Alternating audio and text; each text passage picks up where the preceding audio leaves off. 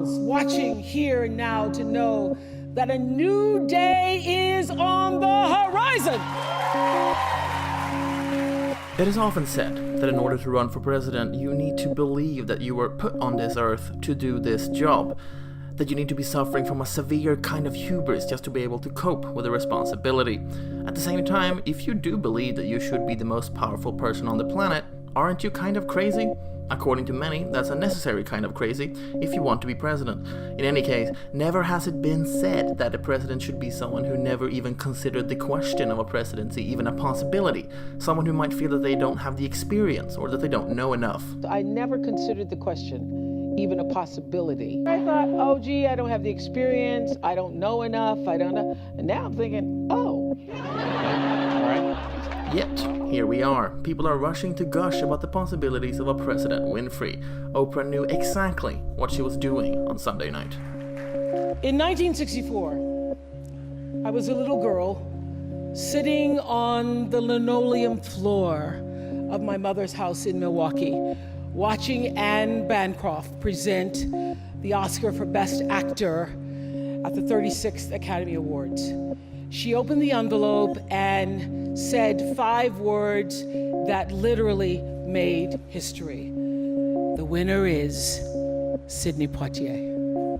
Then came the lines that if Winfrey does run for president in 3 years' time, we will look back on as the start of it all. So I want all the girls watching here and now to know that a new day is on the horizon. And when that new day finally dawns, it will be because of a lot of magnificent women, many of whom are right here in this room tonight, and some pretty phenomenal men fighting hard to make sure that they become the leaders who take us to the time when nobody ever has to say, "Me too," again. Thank you. If she someday decided to announce that she's running for president, she would probably use a lot of the same words.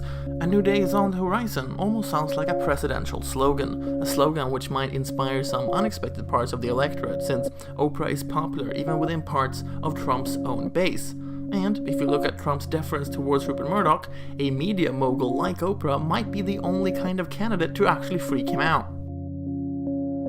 Trump tweeted recently that he won the presidency on his first try, which isn't true since he ran for the Reform Party nomination in 2000, although the only reason he ran was to screw over Pat Buchanan. Mission accomplished. However, back then, he did make it far enough to think about who he would want to be his VP. You have a vice presidential candidate in mind? Well, I really haven't gotten quite there yet. It's just Oprah. I love Oprah. Oprah would always be my first choice. Oprah, your competitor, right? Oprah's competitor. You know what? No I'll tell you, she's really a great woman, though. She is a terrific woman. She's somebody that's very special. Hey, can you beat Oprah, by the way? Yeah, I'll beat Oprah. Oprah would be a lot of fun. I know her very well. You know, I did one of her last shows. She had Donald Trump, this is before politics, her last week. And she had Donald Trump and my family. It was very nice. No, I like Oprah. I don't think she's going to run. Someone wrote recently that in order to just get back to normal, Americans should elect Joe Biden to a single term in 2020. Because, you know, he's way too old to go for 2 terms. With Trump showing signs of early onset dementia and maybe even a stroke, God bless the United States. Electing Joe Biden will be the sensible thing to do, which is of course why it's the opposite of what we're going to do. Oprah for president? Have we all gone bonkers? Yes, we have. In times like these, you have to remember that what makes American politics so great and so interesting is the sheer insanity of it. Of course, the reaction to the election of a calm, sensible black man is to elect a molding, race-baiting orange. Of course, the reaction to the election of a soft-spoken governor is the election of a Hollywood actor who barely made it out of office before he got Alzheimer's. Of course, the assassination of President McKinley led to the presidency being held by a man surrounded by conspiracy theories about how he killed Bigfoot. It logically follows that the reaction to the election of a TV personality will be the election of another TV personality, only the opposite kind of TV personality. While Trump fires people, Oprah is literally Santa Claus. If we could only vote for fictional characters for president, I'd rather vote for Santa than some guy who applied for the job of Satan but was rejected because he would make hell look bad.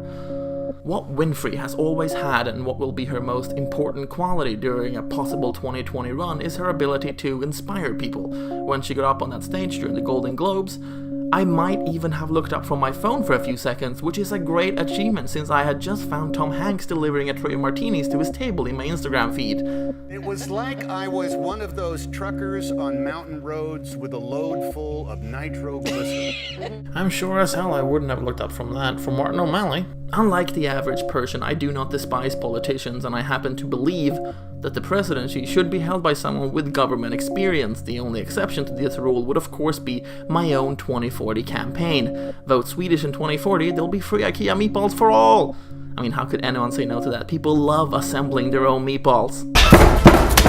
And before you say, hey, the Constitution says you have to be born in the United States to be President of the United States, and changing the Constitution isn't that easy, well, to that I say, opening up the floor to foreign-born candidates would not only open up the floor for me once I become a citizen, but also Ted Cruz, who, regardless of what he likes to tell people, was born in Canada.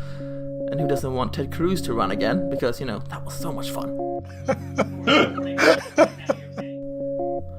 So why are we suddenly fawning over Oprah? Well, because she's the opposite of this. Oh, are you happy you voted for me? You are so lucky that I gave you that privilege. But the response to the election of a self-aggrandizing douche nozzle is not to elect someone who's unsure if they're up for the job. Even if Tom Hanks thinks Oprah is Moses. While she was speaking, out on the patio of the Hilton Hotel, the water separated in the pool. Oprah built her popularity on being apolitical, but guess what? This is politics. There's no such thing as apolitical. So, should Oprah Winfrey be president? Of course not. The same goes for The Rock, Tom Hanks, and the goddamn Tooth Fairy.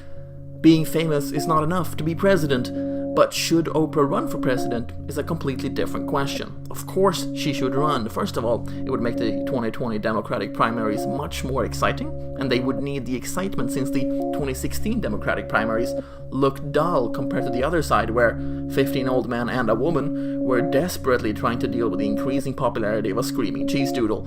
What's important here is that Trump gets booted out of office as soon as possible. He's a danger to the country, the world, and to himself. Not that anyone cares about that. And I don't really care who replaces him, as long as it's not Mike Pence, since he would quietly and competently bring back America to 1693, with the #1 priority being including gays in the prosecutions of witchcraft in the Salem witch trials. If we could avoid that, that would be great. Lower your expectations, people, and 2020 is going to be a lot of fun. If you will tell me I'm the only one that you love, life could be a dream, sweetheart.